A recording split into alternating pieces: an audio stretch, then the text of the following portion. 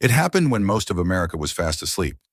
At 2 a.m., under flickering fluorescent lights and half-empty chairs, a small group of lawmakers tried to pass what they hoped no one would notice: a $900 billion blow to Medicaid, buried deep beneath bureaucratic jargon and whispered committee notes. But someone was watching, and she wasn't having it.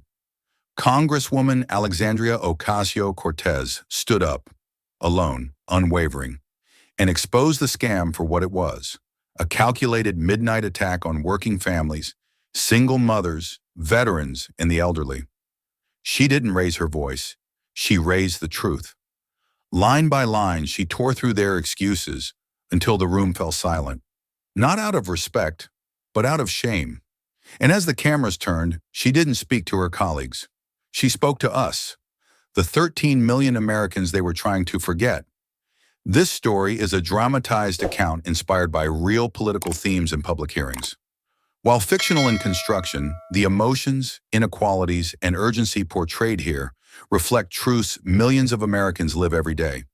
Sometimes fiction is the only way to say what reality tries to silence. Now, Hannah, press play. Because what you're about to witness, they never wanted you to see. The halls of Capitol Hill were not designed for secrets, yet at 2:38 in the morning, they became a cathedral for whispers. Fluorescent ceiling lights buzzed faintly, casting a pale, sickly glow over the marble corridors. Every sound echoed: heels clicking, papers rustling, a cough stifled behind a closed wooden door. The cameras were off. The media had packed up hours ago. The public was asleep, but something was happening. Inside hearing room 4B, a cluster of Republican lawmakers leaned over a long oak table, scattered with coffee-stained folders, red line edits, and half-empty plastic water bottles. A few jackets were draped over the backs of leather chairs, but no one was sitting. They stood in pockets, talking in low tones, brows furrowed, expressions unreadable. The kind of face you wear when you're doing something you hope no one ever finds out. Someone checked their watch. "Clock says 2:38. We move now. It clears before dawn," murmured a congressman from Georgia, tapping a packet labeled Amendment 406B, Medicaid restructuring. "Push it through. They'll never see it coming," another whispered, eyes darting toward the door.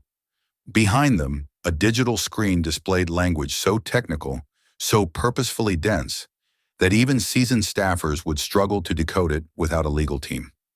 Buried within it, a clause that would effectively slash nearly $1 trillion from Medicaid over the next 10 years.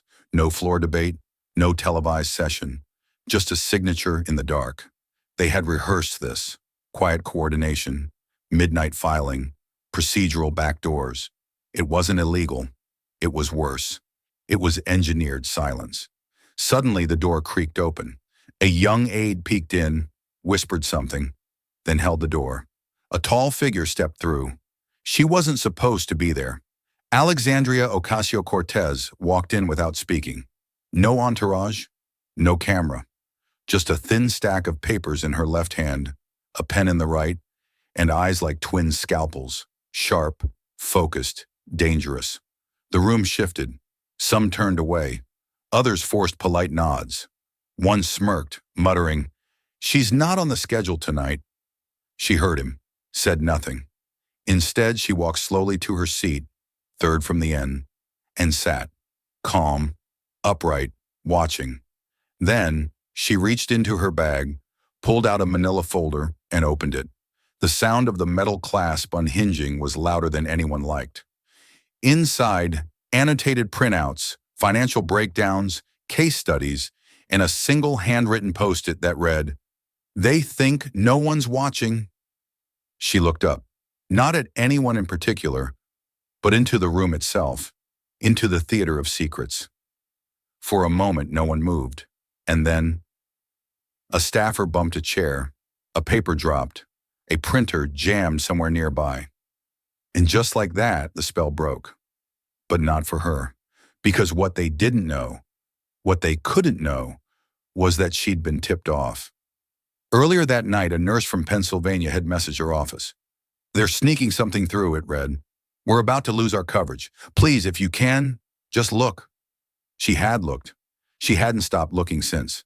Now, at 2:38 a.m., AOC wasn't just in the room. She was inside the plan.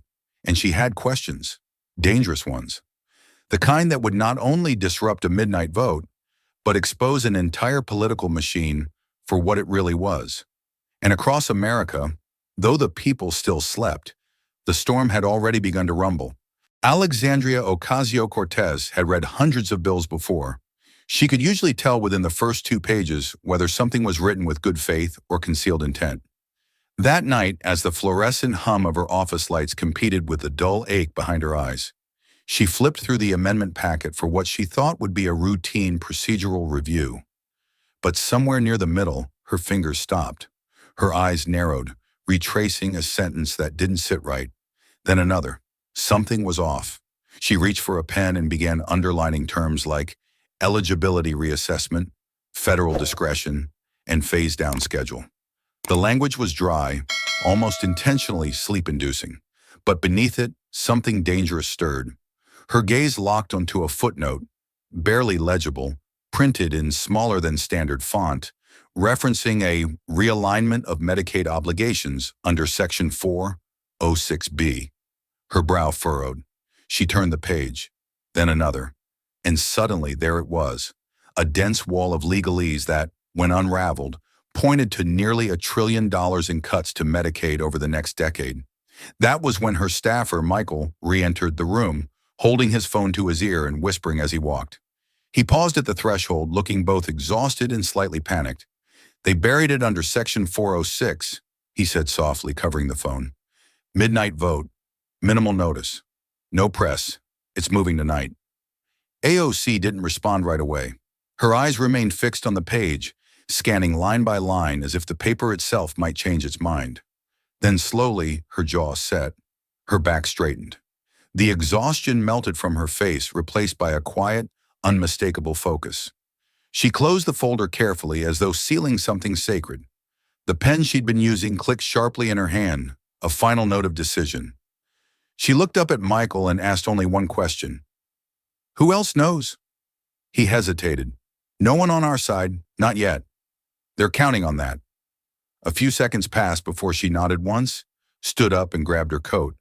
There was no time for a formal call to arms, no press conference, no dramatic speech on the steps of the Capitol. This wasn't a moment for ceremony. It was a moment for showing up. Outside, the corridors of Congress were nearly empty. The silence was thick, but not peaceful. It was the kind of silence that suggested doors being closed behind backs, deals inked when the cameras weren't watching. AOC walked briskly, her heels tapping a steady rhythm against the polished floor. In her hand was the folder, highlighted, marked, armed with truth. She passed a janitor waxing the hallway, who paused briefly to glance at her, then gave a quiet nod. She returned it without slowing. She wasn't just walking toward a hearing room. She was walking into a fight that no one had expected her to notice, let alone challenge. But she had noticed. And the stakes were no longer just numbers on paper. They were personal. She thought of her constituents in the Bronx, the single mother working 2 jobs whose child relied on Medicaid to treat asthma, the retired veteran who needed coverage for dialysis, the college student who could barely afford their prescriptions. To them, the vote happening in that hearing room wasn't some abstract legislative process. It was survival. And now someone was trying to steal it from them. Quietly, professionally, cowardly, but not if she could help it. As she reached the door to room 4B, her hand paused on the knob. She took one breath, not to calm herself, but to anchor her purpose.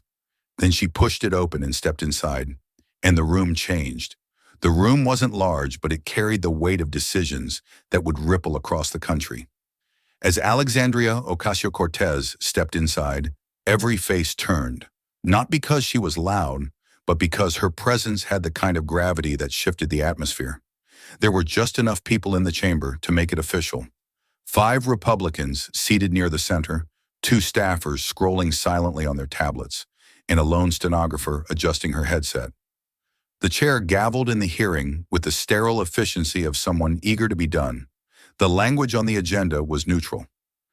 Review of budget adjustments, Medicaid eligibility, and state discretion. To the untrained eye, it looked like housekeeping. To AOC, it was a loaded gun with a silencer. She waited as the first speaker, a congressman from Texas, read off a brief justification for the cuts. He used phrases like fiscal responsibility and streamlining services. His tone was smooth, practiced, detached. When he finished, the room was quiet for a moment. Then the chair nodded toward her. Ms. Ocasio-Cortez, you have the floor. You? She didn't rise immediately. She took a beat, letting the silence thicken, just enough to make people lean in. Then she stood, unfolded her folder, and spoke with a voice that cut through the quiet like glass breaking. Let the record show, she began, that this isn't policy, it's a heist. Heads lifted. One Republican leaned back in his chair, smirking. Another rolled his pen between his fingers without looking up. You are not restructuring Medicaid. You are gutting it, quietly, in the middle of the night.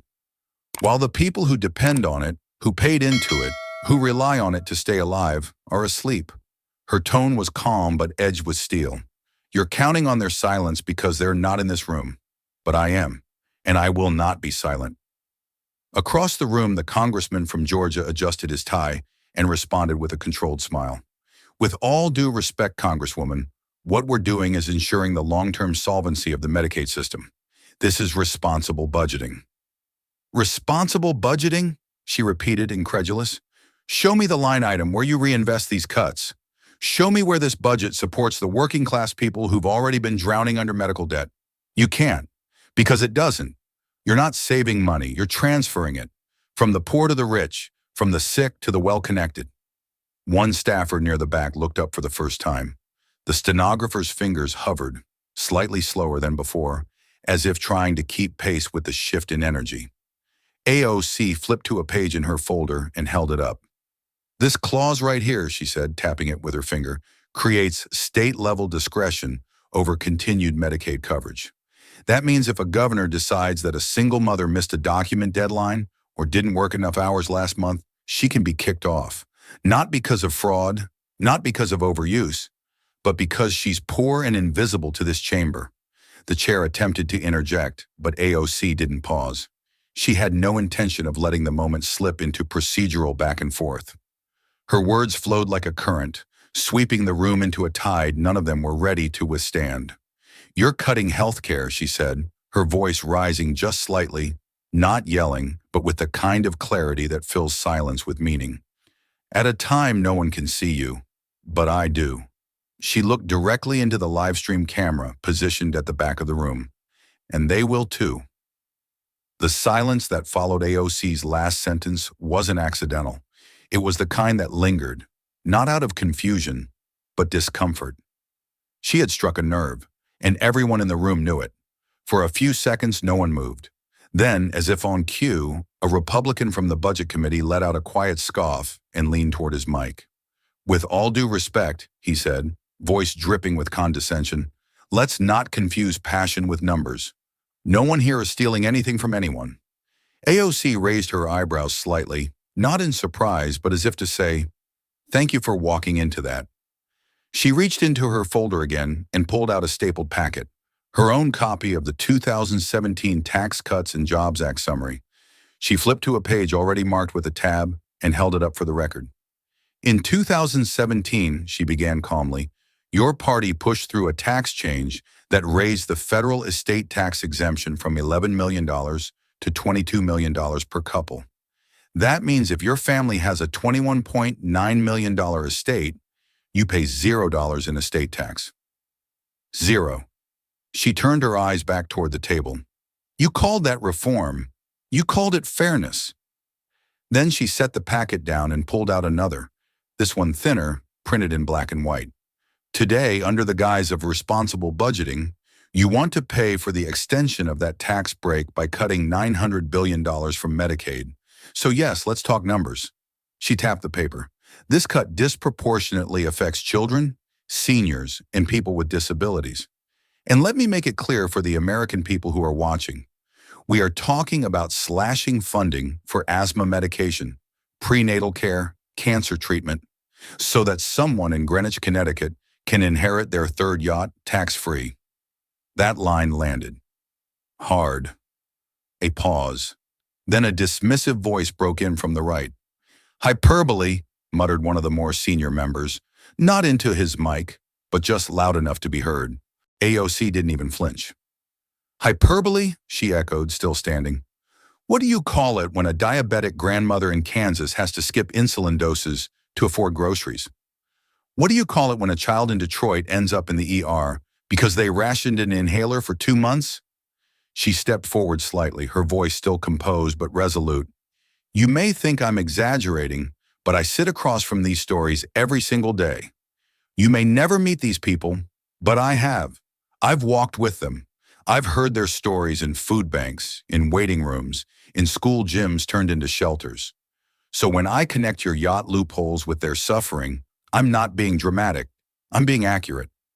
Another representative tried to pivot the discussion. "We're just trying to ensure long-term sustainability of federal programs." "Then why not repeal the estate tax exemption?" she countered instantly. "If this is truly about sustainability, why are the only people being asked to sacrifice the ones who have nothing left to give?" The room quieted again, not because they agreed, but because no one could respond without sounding heartless. AOC looked around the hearing chamber, then back at the camera that continued to live stream the exchange. "Let the American people decide what's hyperbole," she said. "Let them hear every word said here tonight and ask themselves, whose side is Congress really on?" No one answered, but the silence said everything. The paper in AOC's hands was deceptively plain, standard white-black serif type, thick margins. But behind the bland formatting was a series of phrases that, if enacted, would push thousands, perhaps millions, to the edge of survival. She ran her fingers along the printed lines, as though trying to trace the damage before it became real. The room had settled into a tense quiet, the kind that only came when no one wanted to hear what was coming next. She cleared her throat, not out of nervousness, but to signal that what she was about to say wasn't personal opinion. It was in the bill. She read aloud. "Work requirements for continued Medicaid eligibility to be determined at the state level." Her voice didn't rise. It didn't need to. "Periodic eligibility review for non-exempt individuals." A pause. "Failure to submit documentation within specified timelines shall result in automatic removal from program benefits." She looked up. "So let's be clear," she said, holding the document for all to see. "No plan for transition, no pathway to appeal, no coordination with ACA alternatives. Just a trapdoor." One of the Republican congressmen shifted in his seat, adjusting his papers as if looking for a way to rebut her before she finished. But AOC kept going, now speaking not just to the chamber, but to the millions she knew were watching online or would watch later. "In my district, I've met veterans who depend on Medicaid not because they're lazy, but because they've given their bodies and sometimes their minds to this country and are still waiting for the VA to return their calls.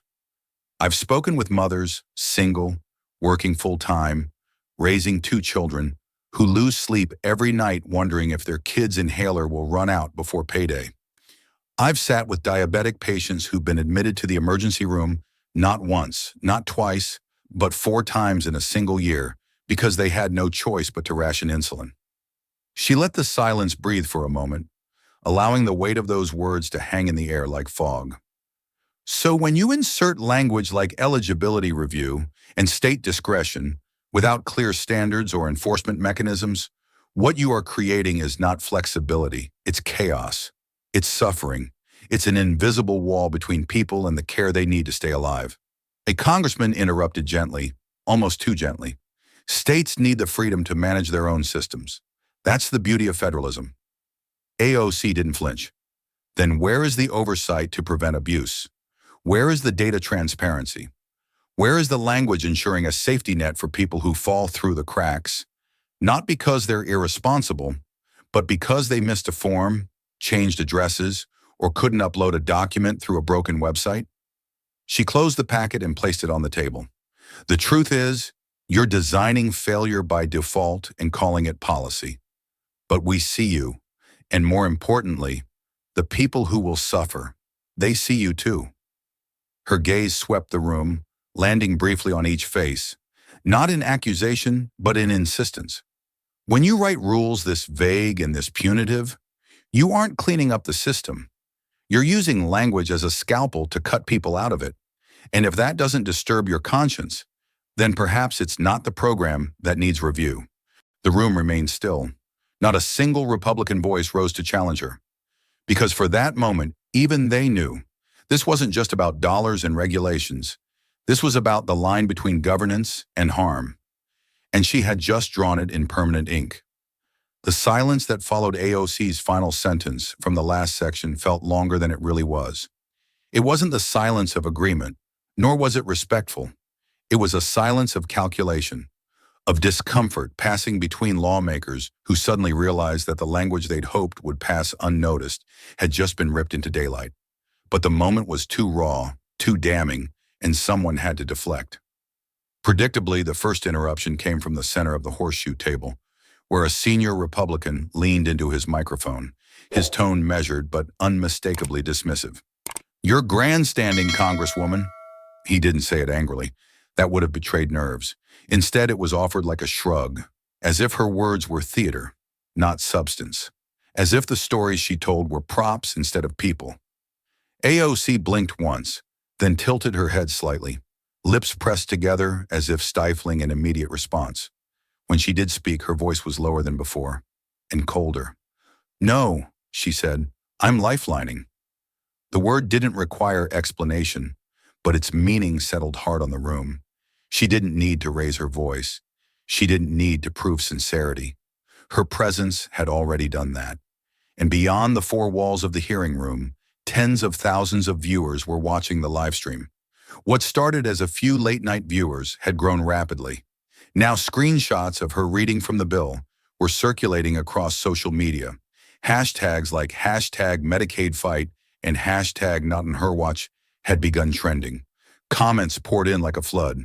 "She's fighting for my mom. This is the voice we've needed. She's not backing down." Inside the chamber, the temperature shifted. The staffers at the back of the room suddenly looked a little more alert. The smirks were replaced with side glances. No one quite knew whether to push back harder or to let it pass. But AOC didn't wait for permission to continue. She simply stood there for a moment, letting the weight of that single word, lifelining, do its work. Then something in her expression softened, only slightly. Her posture remained firm, but her gaze drifted, not toward anyone in the room, but inward. A beat passed, just enough time for a memory to surface. She was 14 again, seated in a cracked vinyl hospital chair, watching her father sleep restlessly in a paper-thin gown. The room smelled faintly of bleach and worry. The nurses were kind, but overworked. The doctor explained insurance billing codes with more care than he explained the treatment. Her mother, holding back tears, was on the phone again, trying to understand what "not covered" really meant. No one looked directly at her. In that moment, young Alexandria understood two things. Her father was dying, and they were mostly on their own. She blinked once, bringing herself back to the room. "That's what underfunded looks like," she said, more to herself than anyone else. "It looks like someone slipping through the cracks before anyone bothers to look down." The man who had called her a grandstander had nothing to say now. His fingers tapped a silent rhythm on the desk, but his gaze never rose to meet hers. AOC let out a breath, not in exhaustion, but in release. There was more to say, much more. But for now she had drawn the first real line, and the blowback had only confirmed she was right where she needed to be. The tension in the room hadn't settled. If anything, it had thickened, like humidity before a storm. AOC's rebuttal to being labeled a grandstander had left the chamber uneasy, but she wasn't done. She reached for the bill again, flipping past the sections she had already dismantled, her finger landing on one particular word that appeared repeatedly, like a whisper pretending to be harmless. "Shift," she said aloud. "You keep using this word. Shift. Shift beneficiaries. Shift coverage. Shift responsibilities." Her tone was measured but sharp enough to cut through the forced calm of the committee. "You say shift," she continued, "but I say strip. Because that's what this does. You're not moving people from one resource to another. You're not helping them land safely elsewhere. You are removing them. Full stop." A few heads turned, but no one interrupted. She held the room like a conductor, pausing before the next movement. When I shift something, she said, gesturing with her hand, I move it carefully, I guide it. I take responsibility for where it ends up. But this language, this word you've dressed up in bureaucratic politeness, isn't about care. It's about distance. It lets you act without owning the consequences. She paused, letting the statement hang, then took a step forward, pressing the point further. Tell me, since you say this bill shifts people off Medicaid, to where? To what? What program? What safety net? What infrastructure exists to catch the millions of people you're cutting loose? There was no answer, but she didn't wait for one. You're not shifting people, she said again, quieter now. You're discarding them. You're deleting them from a system they depend on, and you're calling it reform. A Republican lawmaker leaned into his microphone, clearly irritated. Congresswoman, the term shift here refers to allowing states more flexibility in how they manage their Medicaid recipients. She turned to face him directly. Flexibility without safeguards is abandonment. You're giving states permission to cut people without requiring them to care where those people go. That's not governance. That's abdication.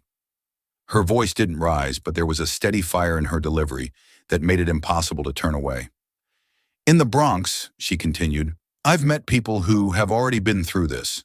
They were shifted off programs when the pandemic ended. One day they had a primary care doctor. The next day they were at an urgent care center, being told they had no active coverage. You think that's a technical adjustment? It's not. It's panic. It's shame. It's deciding between medicine and food because someone in a state office didn't process paperwork fast enough. She placed the folder back on the desk slowly, intentionally.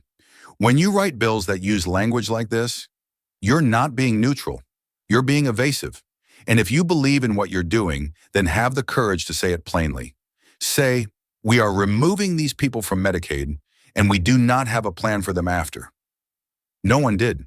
The silence was familiar now, but heavier than before. Because once again, she'd peeled back the language meant to soften the blow and revealed the cruelty beneath it. The room was starting to show cracks, not in the walls, but in the narrative.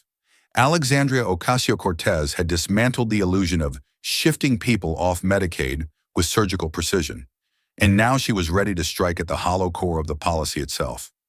She flipped through the next section of the bill with deliberate slowness, as if each turn of the page peeled back another layer of pretense. Then she looked up, her gaze steady and unblinking. So let's talk about where you're sending them, she said, voice level but growing colder. Once these individuals are removed from Medicaid under your new state-based review process, where exactly are they supposed to go? No one answered immediately. One Republican member, a man with a polished pin on his lapel and a binder of pre-scripted talking points in front of him, cleared his throat and leaned slightly into his microphone. They can explore options, he offered. There are a number of programs available: private insurance plans, state-run exchanges, community resources. AOC didn't even wait for him to finish. Explore options? She repeated, her tone sharpening like a blade being drawn. Do you hear yourselves? She stepped slightly forward, not to intimidate, but to emphasize that the time for vague language had passed.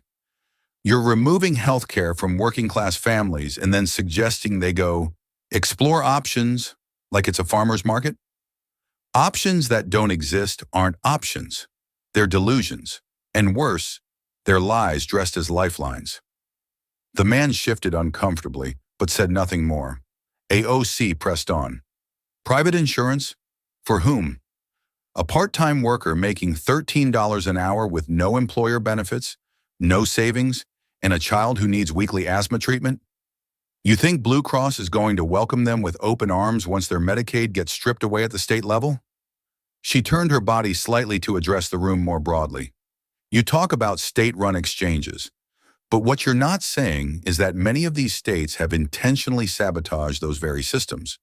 You've got governors who refuse to expand Medicaid, who gutted their ACA marketplaces, who made the enrollment process so convoluted and restricted that even the savviest policy nerd would give up halfway through. Her words moved quickly now, like she was exposing a well-masked con that had gone unchallenged for too long. And community resources? What does that even mean? Local clinics that are already underfunded and stretched thin? Volunteer-run nonprofits that close at 5 p.m. and have waiting lists 2 months long? Is that what you're calling a healthcare safety net? She held up the printed bill again, tapping it with the back of her fingernail. This document talks about efficiency. It talks about responsibility, but it doesn't mention what happens next, not once. There's no implementation plan, no federal support for alternatives, no continuity of care. It's all removal and none of the repair. That's not responsible policy. That's abandonment by design. A few seats away, a staffer typed something furiously into a tablet, perhaps drafting a rebuttal or a press release. But AOC wasn't watching them anymore. Her eyes had returned to the room, and to the camera at the back, the one beaming her voice beyond the marble walls and out to living rooms and kitchens, where people were watching, worried, angry, and exhausted. When you push people out of a lifeline program and send them into a maze with no map, she said more quietly now, you're not giving them freedom. You're giving them a crisis. And don't you dare call that compassion. No one spoke, because in that moment it was clear the alternatives they promised weren't plans.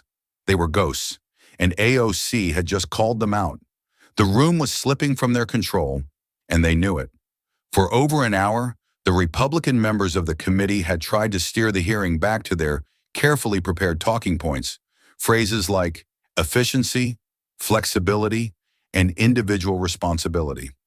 But Alexandria Ocasio-Cortez kept dragging the conversation back to where they didn't want it to go, the human cost. Every time she read from the bill, every time she called out the hollow promises and non-existent alternatives, another layer of plausible deniability began to peel away. And now, just as a senior member tried once more to change the subject, she did something they hadn't anticipated. She turned away from them completely. Her eyes left the table and locked onto the small, red-lit lens in the back of the room. I'm not talking to you, she said clearly, firmly. I'm talking to the 13.7 million Americans who depend on Medicaid every single day, to the veterans who sacrificed their health for this country and came home to paperwork and wait lists, to the single moms who are already working 2 jobs but still get labeled unworthy because they missed a reporting deadline, to the diabetics rationing insulin, to the kids who end up in emergency rooms because a state agency didn't process their form in time. I'm talking to you because clearly no one else here is. There was a long pause, not of awe, but of agitation. One of the Republican congressmen, clearly annoyed, leaned forward and snapped, "Address the committee, Congresswoman. This is not a campaign event." Another chimed in, his voice louder than before. "We'd appreciate it if you followed protocol and directed your remarks to the chair." The change in tone was sharp. They weren't just irritated. They were unraveling. AOC didn't look away from the camera. Her face remained composed, but the steel in her voice had returned. "I will not yield to disrespect," she said, her gaze unwavering, "and I will not yield to cruelty." The sentence fell like thunder in the chamber, not because she shouted, but because she didn't. It was the restraint that made it powerful, the certainty behind every word. It wasn't defiance for its own sake, it was defense of those who had no microphone, no chair to address, no committee in which their voice could echo. She turned back to the table now, slowly, deliberately, her composure more intact than anyone else in the room. The men who had interrupted her shifted in their seats. Their discomfort was obvious, made more so by how visibly they tried to suppress it. "Respect is not a privilege reserved for the powerful," she continued. "It's the bare minimum owed to the people we serve. And if this committee has forgotten that, then I'm happy to remind you." Behind her, the stenographer's fingers moved faster now, capturing every word. Beyond the walls, viewers were still pouring into the live stream. Screens lit up across households. Twitter exploded again. Comment threads filled with praise, fury, and something rarer, a collective pause. It was the kind of moment that made people sit up straighter, that turned background noise into focus. AOC looked again to the back of the room, not to the chair, not to her colleagues, but to the American people who had been talked about, categorized, budgeted, but rarely spoken to. You deserve more than carefully worded removal notices. You deserve to be seen, to be heard, and to be fought for. That's what I'm doing here. There were no further interruptions. Because when someone speaks with truth and calm fury in the face of practiced evasion, there's only one real response. And in that moment, silence was the loudest one. The room had returned to a strained stillness. After the confrontations over language, legality, and moral responsibility, the Republican side had grown quieter, more guarded, more cautious. But AOC wasn't slowing down. If anything, she was just beginning to probe the part of the bill they least wanted to discuss: women's health. She had studied the text carefully, not just the sweeping fiscal cuts, but the surgical exclusions buried deep within subclauses and footnotes. Now, standing with the bill open in front of her, she turned to a subject they had hoped would go unmentioned. "I have a very simple question," she said clearly, her voice now slower and more deliberate, each word measured like a blade. "If pregnancy is listed as an exemption from these Medicaid restrictions, is miscarriage?" There was a pause, not of contemplation, but of immediate discomfort. She wasn't addressing the representatives directly now. She had turned toward the legal counsel seated near the right of the chamber, a gray-suited man with thinning hair and a stack of binders in front of him. He blinked rapidly, rifled through a few pages, and adjusted his glasses as if that might buy him time. "It's not explicitly stated," he finally replied, voice caught between bureaucratic detachment and a hint of embarrassment. "The bill references pregnancy as an exemption. Postpartum coverage is also mentioned, and in some states, miscarriage may fall under that umbrella depending on—" "Respectfully," AOC interrupted, "that wasn't the question." She raised the bill slightly in her hand. "In this legislation, which is written by people who are trying to shape national healthcare policy, is miscarriage explicitly included in the language?" The man's shoulders shifted subtly as he lowered his eyes back to the document. "No, Congresswoman, it's not explicitly included." "Thank you," she said, then turned back to face the committee. And then, without raising her voice, she said the line that would define the hearing: "You've written a law on women's bodies without even knowing how they work." The sentence echoed, not in volume, but in weight. For a moment, no one responded. A few members fidgeted uncomfortably. One began scribbling on his notepad with unnecessary force. Another adjusted his mic but said nothing. The silence wasn't strategic. It was stunned. AOC let the pause stretch just long enough before continuing. "Do you know what happens when a woman miscarries? Do you know how many women are forced to endure physical trauma, emotional devastation, and still return to work within days because our system offers no room for grief, no support, and now, potentially, no insurance?" She didn't wait for a reply. She didn't expect one. Her voice remained steady, but her eyes sharpened. "When you exclude miscarriage from coverage protections, you are telling millions of women that their pain doesn't fit neatly enough into your definitions to be acknowledged. You're telling them that unless their bodies conform to your political template, they are invisible to the law." A murmur of agreement rippled faintly from behind the press bench. Staffers exchanged glances. The live chat on the congressional livestream exploded. Comments pouring in from nurses, mothers, medical workers, and everyday viewers stunned by the revelation. AOC closed the bill in front of her and placed her hand over it. "Let the record show, this law does not account for reality. It accounts for control. And if the people writing it don't understand what half the country experiences in their own bodies, then maybe they shouldn't be writing it at all." No one objected, because there was no defense left that wouldn't sound hollow. Not after that. The room had quieted again, but this time the silence was brittle, the kind that could shatter at the next hard truth. Alexandria Ocasio-Cortez remained at her place, the bill open in front of her like an exhibit in a trial. She didn't raise her voice. She didn't need to. Instead, she began reading, not just to fill the space, but to expose how much space had been deliberately left empty. "Page 12, she said, eyes on the text. "Exemptions include confirmed pregnancy status and postpartum care as determined by relevant state agencies." Her finger traced the line for emphasis. No definition of postpartum, no time frame, no mention of miscarriage, ectopic pregnancy, or non-viable birth. She flipped to another page, carefully but without pause. Eligibility reevaluation to be conducted every 60 days for non-exempt beneficiaries. Failure to provide documentation may result in immediate removal from coverage. She looked up. Immediate removal. Not review. Not reconsideration. Removal. The words weren't theoretical to her. They were lived realities for the people she represented. Women who had already been navigating a healthcare system more labyrinth than safety net. But in this moment, she wasn't just speaking for her district. She was speaking for anyone who had ever sat in a cold waiting room, trying to decide whether their pain was bad enough to justify a bill they couldn't afford. AOC turned to another section. Discretion left to individual states to determine implementation protocols for exemption verification. She paused there and looked across the room, scanning the faces of those who had supported the bill. That's what you've built here, a blueprint for denial.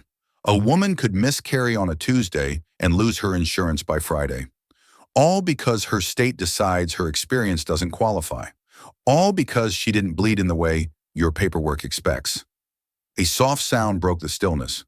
Not a cough, not a shuffle, but something rawer, quieter.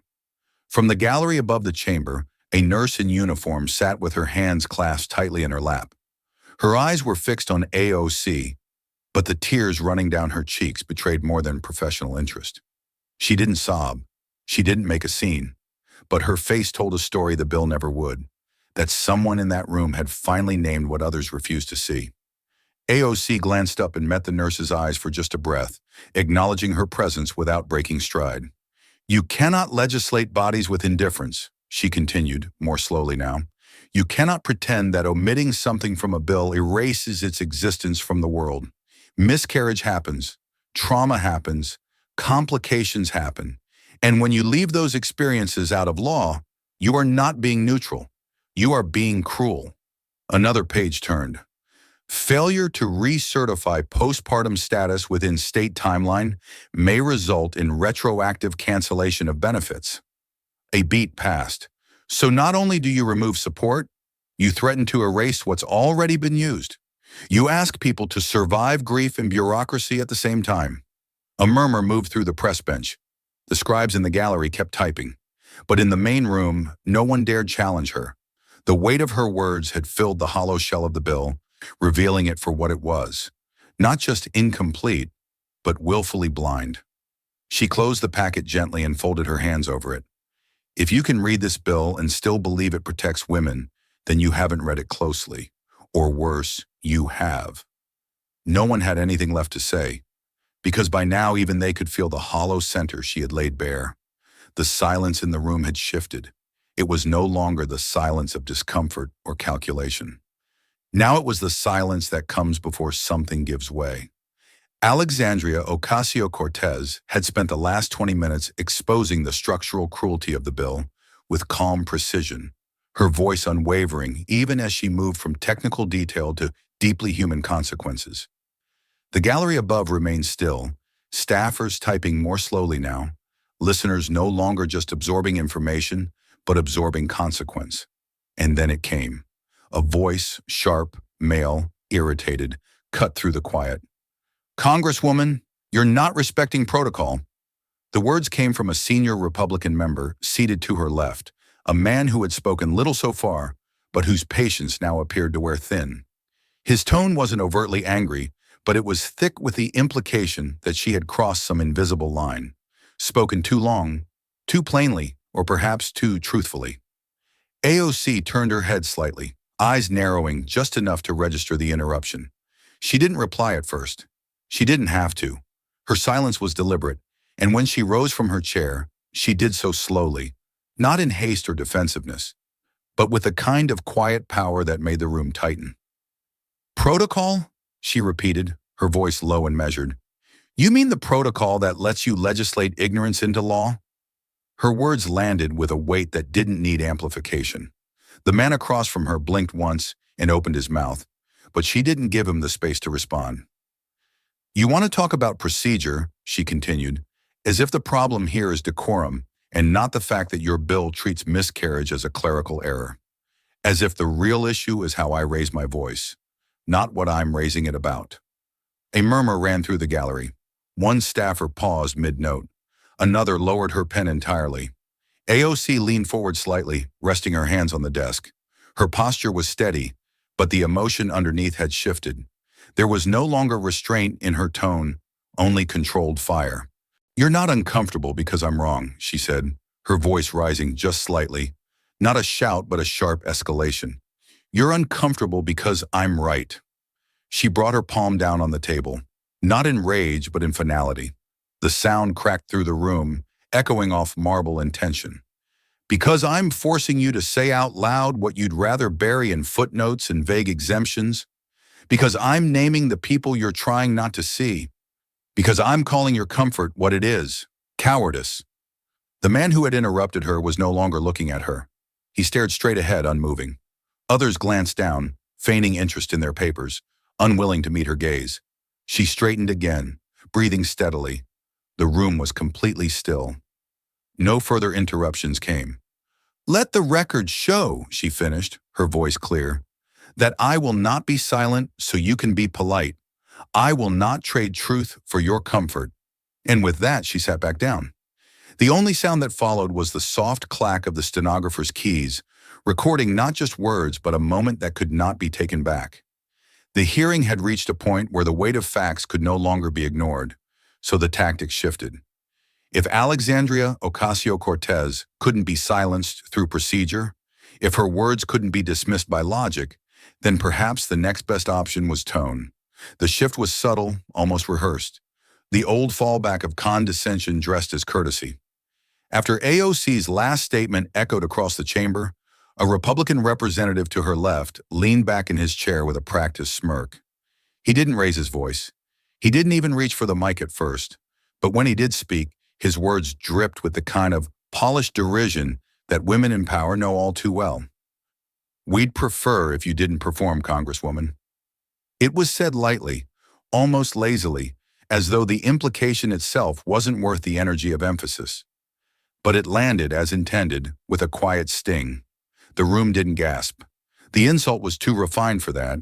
Instead, it slithered through the space under the guise of formality, like an elbow to the ribs offered with a smile. AOC turned toward him slowly, studying his expression, not because she was surprised, but because she had seen this tactic before. Many times, in many rooms. She didn't respond immediately. When she finally did, her voice was calm, but her words carried a precision honed by years of being underestimated. "What you call performance," she said clearly, "is what others call representation." The phrase didn't need flourish. It didn't need to be shouted. Its truth rang because it had been earned. "I know it unsettles you to see passion in this chamber," she continued, her tone composed but firm. "You're used to a certain kind of debate, detached, theoretical, bloodless. But I don't have that luxury, because the people I represent don't live in theory. They live in reality. And when I speak with urgency, it's not because I want attention. It's because I have constituents who need someone to speak as if their lives matter." Her eyes didn't leave his. She wanted the message to land directly. "You may find that performative. They find it necessary." The congressman shifted in his seat but said nothing. She took a breath and paused, but only for a moment. Then she added, in a voice quieter than before, "You know, this reminds me of my very first day in Congress." The room, sensing a shift, fell still again. "I was walking into orientation, bright-eyed, nervous, carrying my own bags, when a senior member I didn't even know looked me over and said, 'You'd be more effective if you smiled more.'" She didn't name him. She didn't have to. I remember thinking then, as I do now, how quickly confidence in a woman becomes threatening when it isn't accompanied by silence. She let that sink in, not just for him, but for everyone in the room who had watched this exchange unfold with feigned neutrality. Her memory wasn't anecdote, it was proof that the power dynamics at play weren't new. Only her refusal to bow to them was. "So no," she said, voice clear again. "I won't smile more to make you comfortable. I won't quiet down to seem palatable, and I won't apologize for representing people who've spent their whole lives being told to wait their turn." The room was quiet, not because they respected her, but because they'd run out of ways to dismiss her without exposing themselves. And in that stillness, it was impossible to deny the truth. Disrespect, no matter how politely delivered, was still disrespect. And AOC had just returned it with something far stronger: dignity. The room had grown used to looking past her voice, her arguments, her command of the facts. Some scrolled on their phones, others whispered to staffers or stared blankly at the seal on the wall, as if her presence was an unpleasant noise they could outlast. But Alexandria Ocasio-Cortez wasn't there to be endured. She was there to be heard. And in that moment, she made sure she was also seen. "Look at me," she said slowly and clearly. A few heads turned instinctively. Some hesitated, confused by the sudden directness of her demand. Others tried to ignore it, glancing instead at papers they weren't reading or screens they weren't scrolling. "I said, look at me," she repeated, firmer now. "Put the phones down, close the folders. Stop pretending to take notes you'll never read." A pause followed, not out of fear, but the discomfort of being called out without a shield to hide behind. "Don't hide behind decorum," she said. "Don't cloak indifference in process. This is not about manners. This is not about tradition. This is about life and death." Her eyes moved from one face to the next, locking in place, not to shame, but to insist. One congressman reluctantly met her gaze, then looked away. Another shifted in his seat, fingers twitching near his pen. No one spoke. No one smirked. The usual low murmur of side conversations had vanished. AOC didn't raise her voice. She didn't need to. She simply stood there and refused to allow them the comfort of avoidance. "There are people who won't survive the loss of Medicaid," she said, her tone quieter now but unmistakably resolute. "And I'm not going to let you pretend this is a spreadsheet discussion. I'm not going to let you look down at a screen while I name the lives you're willing to treat like numbers." She took one step forward, not confrontationally, but intentionally. "You owe it to them to listen. You owe it to them to look me in the eye and own what you're doing." Still, the silence held. But this silence felt different. Not the resistance of power trying to hold its ground, but the stillness of power confronted by something it couldn't deflect. Her tone softened for the first time, but only just. "I'm not angry because this is political. I'm angry because this is personal. And if it's not personal to you, maybe that's the problem."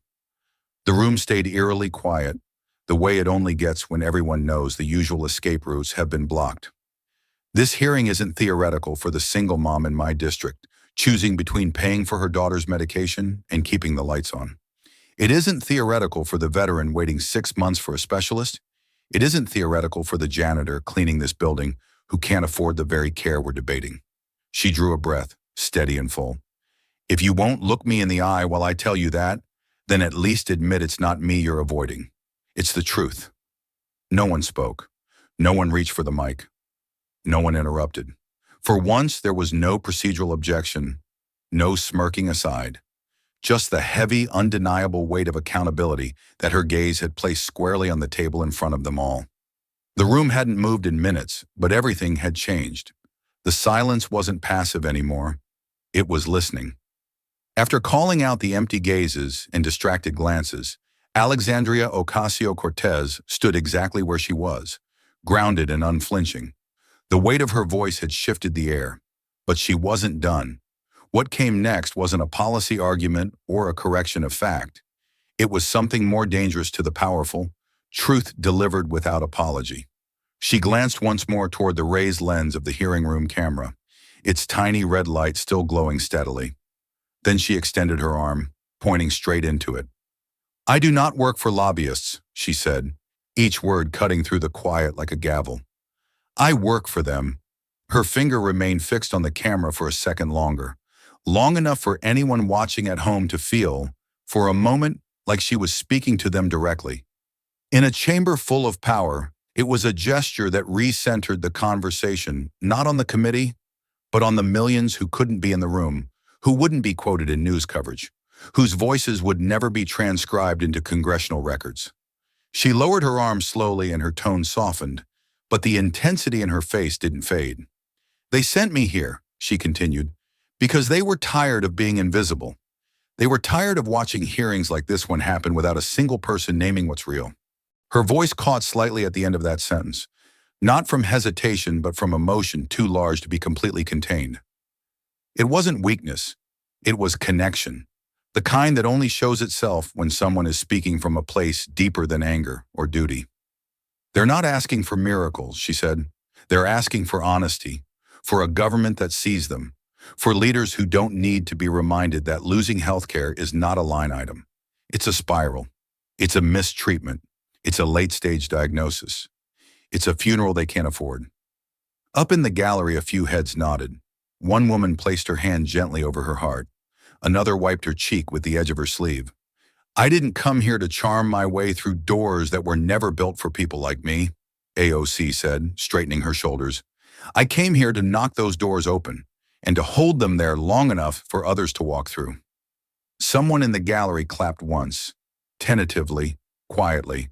Then another joined and another. In a matter of seconds, the ripple became a wave. Applause broke out across the upper level. Not thunderous, not wild, but firm and full of recognition. It was not for performance, it was for representation.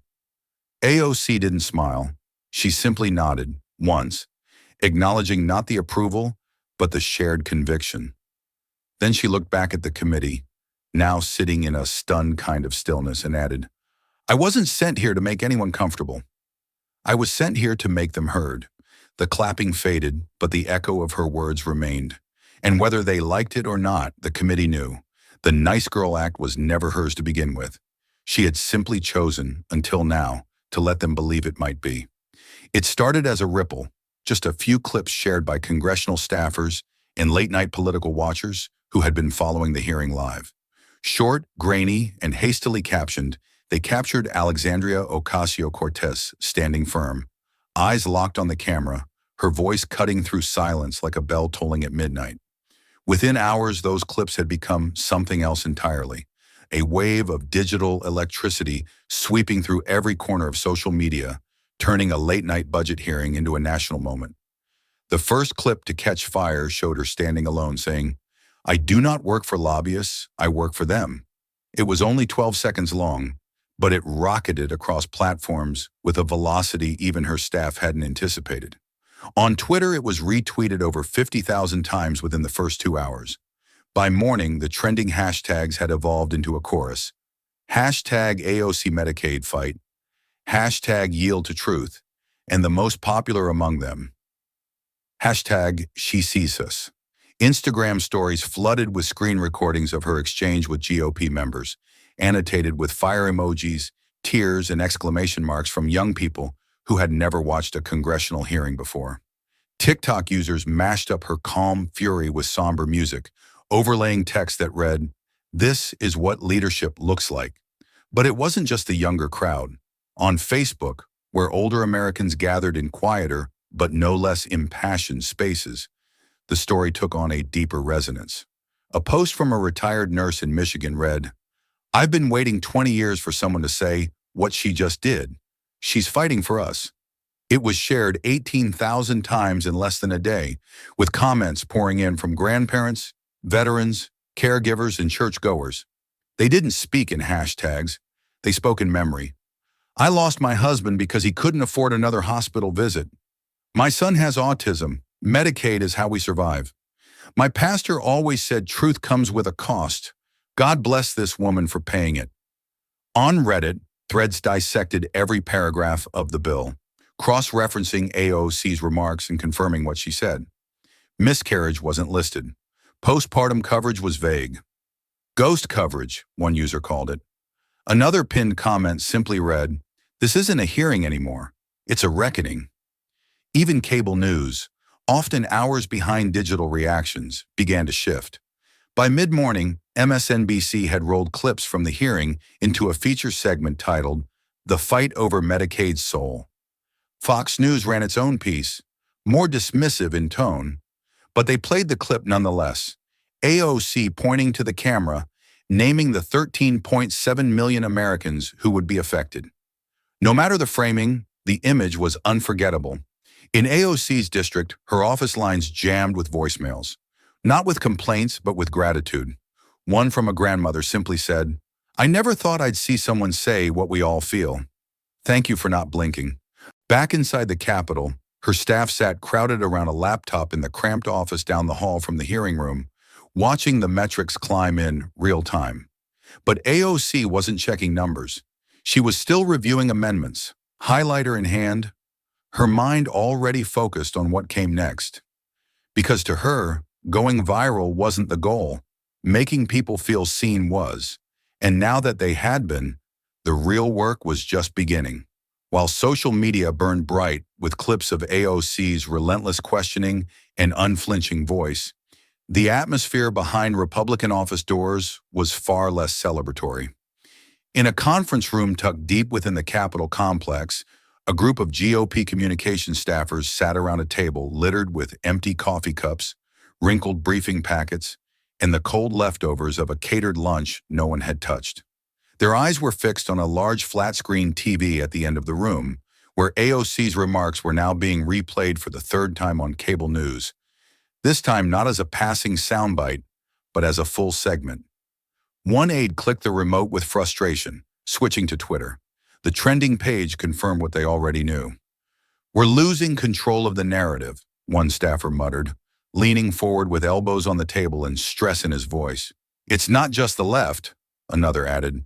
"Independent accounts are running with it now. She's all over the Medicare Facebook groups, rural forums, even veterans pages." A third staffer tapped her laptop, her tone clipped. "The miscarriage segment is hitting hard. People are quoting her line about Tuesday to Friday. That's everywhere. If we try to spin it, we'll look like we're deflecting." The room fell quiet for a moment. No one said it aloud, but they all knew what was happening. They had underestimated her, again. One aide finally broke the silence with a resigned sigh. "She's not just fighting the policy, she's redefining the floor." Meanwhile, just a few doors down and several floors above, AOC's office was quiet, but the energy was different. The walls were still lined with the same framed district maps and community art from the Bronx, and the desks were still cluttered with papers and highlighters. But the mood had shifted. Her staffers sat in a loose semicircle around a small monitor, watching a compilation video someone had cut together on TikTok. It started with her now viral line, "I do not work for lobbyists. I work for them," and then cut to other clips, one after another, from hearings past. The first, a freshman AOC, voice cracking slightly, asking why billions in Pentagon funding were missing receipts. Then, her grilling a pharmaceutical CEO over insulin pricing. Then, her calmly dismantling a finance executive's defense of tax havens.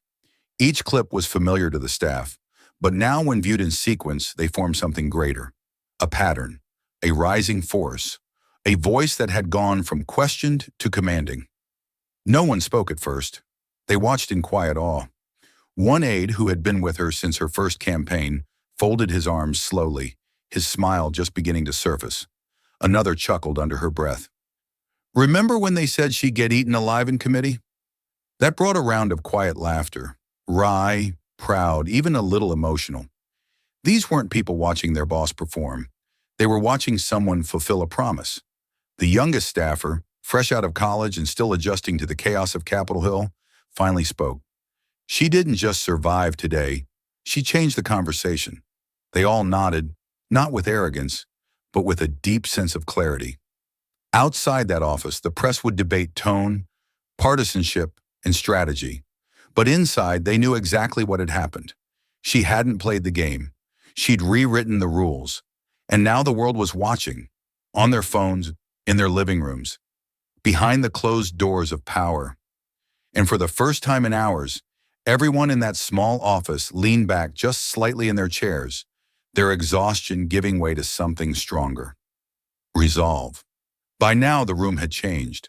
It wasn't just the silence or the subdued expressions of the Republican members who once met Alexandria Ocasio-Cortez's words with smirks or procedural corrections.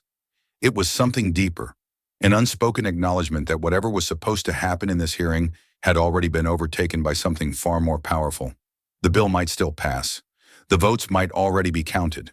But the moral high ground had shifted, and AOC stood firmly in it. She looked down once more at the document she had spent the last hours tearing apart. Page after page of vague phrases, buried exclusions, and strategic omissions. Her hands rested on it now, flat and calm, as if steadying the weight of what it truly represented. Then, without glancing at the chair or seeking permission, she began to speak. "This isn't a budget bill," she said, voice clear and low. "It's a test of our conscience." There were no gasps, no interjections, just quiet. The kind that told her every ear in the room was still tuned to her words. She didn't speak fast. She didn't raise her voice. In fact, she did the opposite. She slowed down, like each word was chosen with intention and aimed not at the committee, but at the millions beyond the walls who might finally feel like someone was speaking for them. "This bill claims to promote efficiency," she said, "but what it promotes is abandonment. It claims to prioritize responsibility, but what it prioritizes is exclusion. And worst of all, it does so without even having the courage to say it directly." Her eyes shifted to the camera again, not just to make a point, but to make contact. Her gaze held steady, unwavering, as she spoke her next words. "If you've ever worried about affording your next insulin shot, I'm talking to you." She let the sentence sit in the air, undisturbed. "If you've ever skipped a doctor's appointment because of a copay, if you've ever spent a night in pain hoping it would pass because you couldn't afford the ER, if you've ever had to choose between medication and groceries, or waited for an approval letter that never came, I'm talking to you." Still, she didn't blink. "If you've ever had to explain to your child why you can't go back to the same doctor, why they can't get the same medicine, why they have to be brave when they're sick, then this is not some distant policy debate. This is your life, and they are gambling with it." Behind her, even the stenographer slowed. The gallery above remained still. In that moment, AOC wasn't just delivering a closing statement. She was doing what so few had ever done in that chamber. She was telling the truth plainly, without armor, without spin. "I've heard from my colleagues today about process, about rules, about what's appropriate and what's not," she continued. "But I didn't come here to be appropriate. I came here to tell the truth. And the truth is, this bill was written by people too far removed from the people it will hurt." She placed her hands at her sides, shoulders back. "I yield back," she said. Then after a beat, her voice dropped just slightly, firm as ever.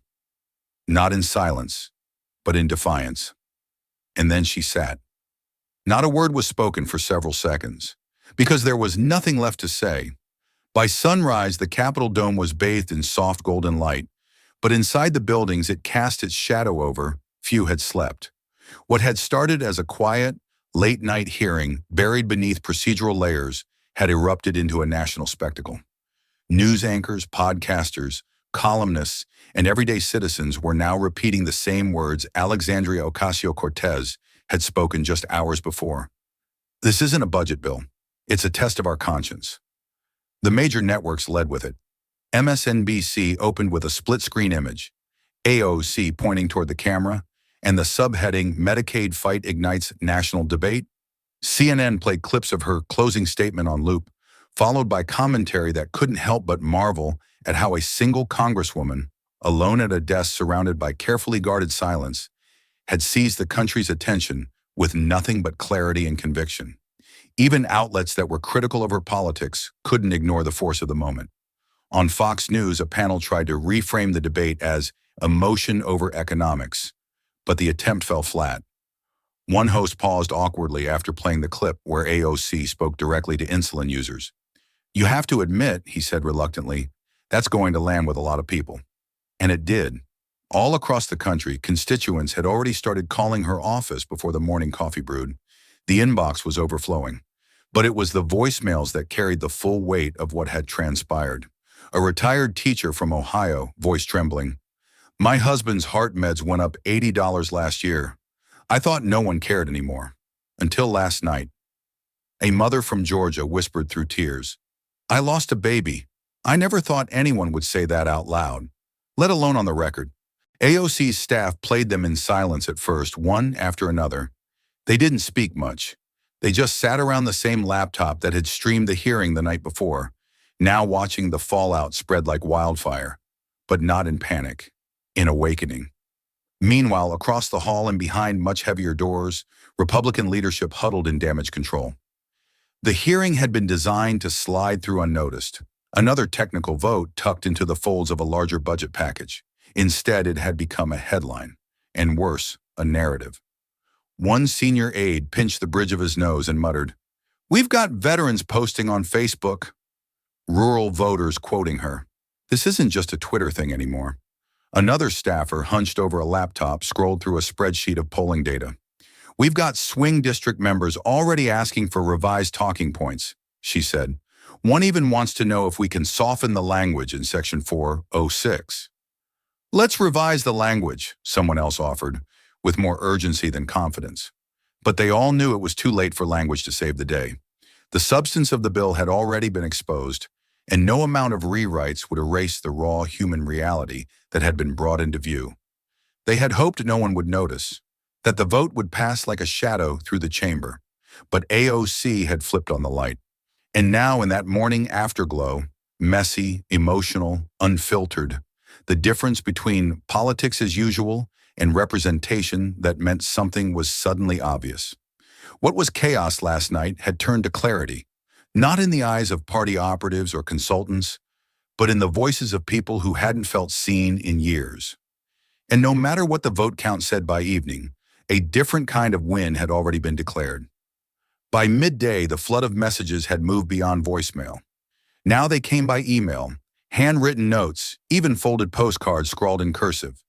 They came from small towns and sprawling cities, from red states and blue, from people who never thought they'd write to a politician, until something in her voice cracked something open in theirs. One envelope arrived in a plain, creased paper wrapper. No return address, just the words "from Ohio" written at the top in blue ink. Inside was a single sheet of lined notebook paper. The handwriting trembled slightly, as if written in a moment of emotion, too fresh to rehearse. "I miscarried last year," it read. "I was alone in the ER, and no one would tell me what was happening. I didn't know who to talk to. I didn't think anyone cared. But when you stood there and said the word out loud, miscarriage, when you said we deserve to be seen, to be protected, your voice gave me back mine." AOC sat at her desk for a long time after reading that. No cameras now, no microphones. Just a moment between strangers, somehow made intimate by truth.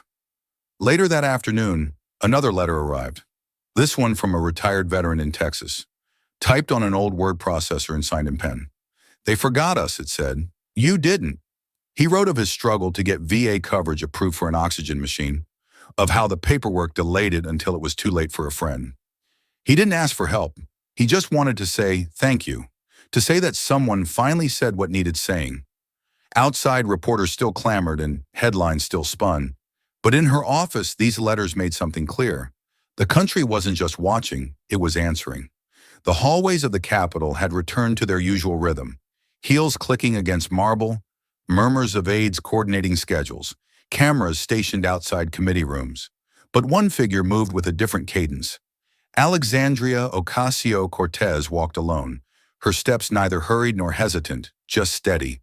The overnight spotlight was beginning to fade as the media cycle spun toward the next crisis, the next outrage. Yet something deeper remained, something not captured in headlines or clips, but in the quiet aftermath when history begins to settle.